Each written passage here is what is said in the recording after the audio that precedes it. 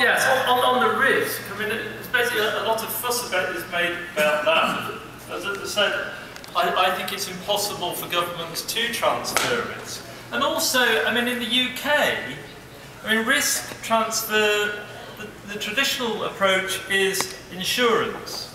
In the UK, when PPP was introduced, central government banned ministries having insurance because they could do it more efficiently in-house. They were a huge organisation. If a government building was burnt down, they could easily just afford to replace it. So it seemed very strange that a government that didn't insure against fire, for example, suddenly felt the need to transfer risk to the private sector.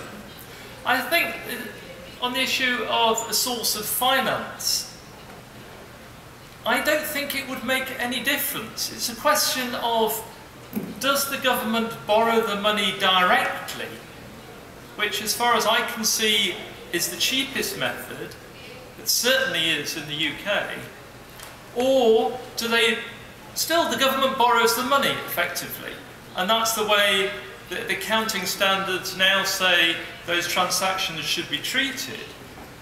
The alternative is borrowing it indirectly.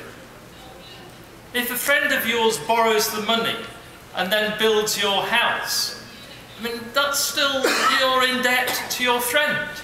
It's just an indirect way. It's a way of hiding the government debt. And it seems to me that banks, well, I mean, I don't know, the experience of last year, perhaps they are stupid. But I was going to say, no, banks are not stupid. They know what's happening. If they're building a hospital in the UK or in Nigeria or in South Africa, then they're effectively lending to the government of that country. So it seems to me obvious that it shouldn't make that much difference. It's just more expensive if you let a private company borrow the money. And in terms of the graph, well, my understanding, when I read the paper on it on the plane over here, I mean, my understanding that was mainly about PPP. I also looked at data from South Africa.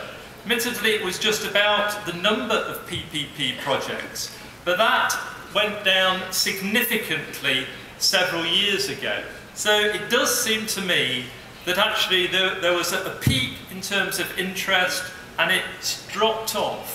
And it had nothing to do with the financial crisis because it predated it by several years.